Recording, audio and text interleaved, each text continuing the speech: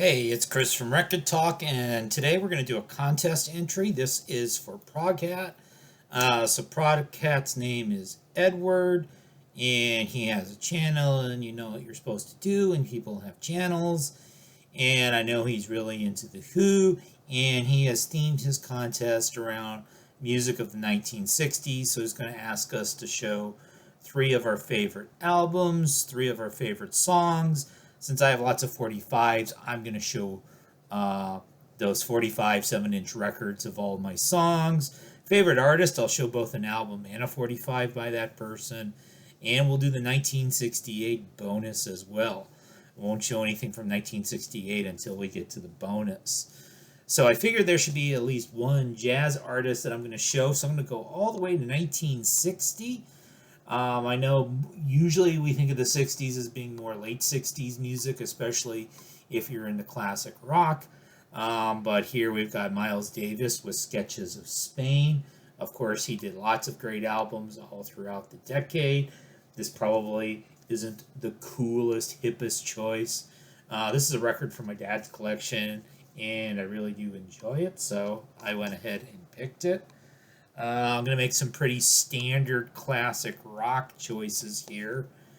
So I remember, like, I was young when, like, the Doors movie came out, and the Doors were, like, the 60s band that young people back in the late 80s, early 90s thought it was all cool, Jim Morrison and all that. But, I mean, the Doors were a great band.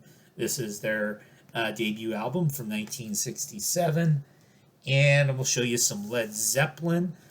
This is my favorite Led Zeppelin album. It's Led Zeppelin 2 from 1969.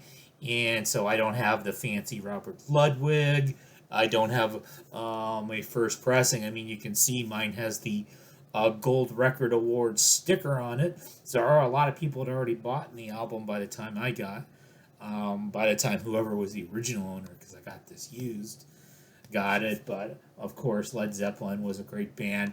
Obviously, most of their career took place in the 70s, but of course, you had Jimmy Page was, of course, in the Yardbirds beforehand.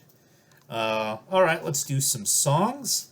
And so the first song I'm going to feature is You Don't Own Me by Leslie Gore. So this was 1964. Leslie Gore had sort of her peak in that early to mid 60s period. I think about 62 to 65 was probably the main part of her career. And of course, this "You Don't Own Me" was kind of like an early sort of feminist song.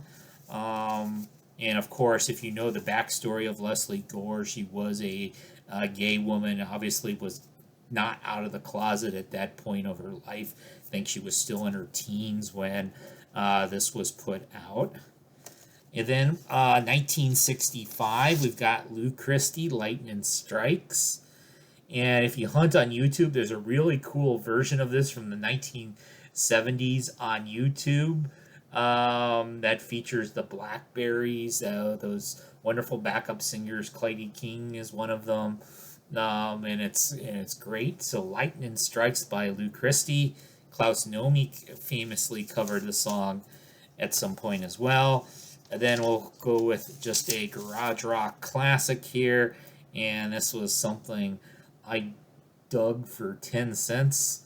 20 cents or 10 cents. But it was really cheap. So this is the Count 5 with Psychotic Reaction.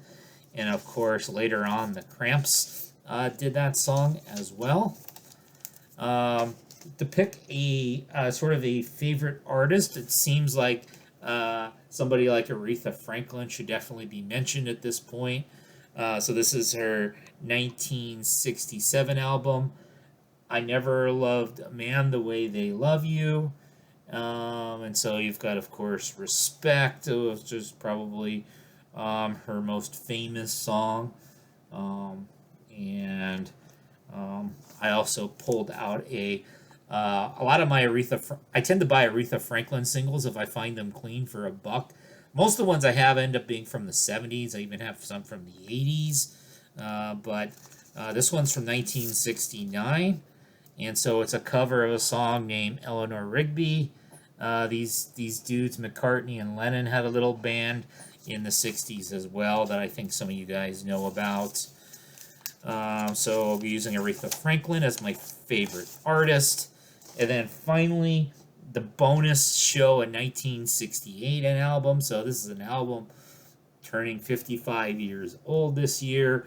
And so this was recorded on January 13th, 1968. And so this is Johnny Cash at Folsom Prison.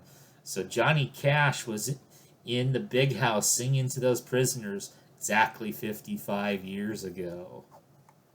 So hope you all like that entry, Edward, at Proghat. And so we'll see what kind of 60s music you guys have. Obviously, I didn't go for anybody too exotic or unknown with my choices.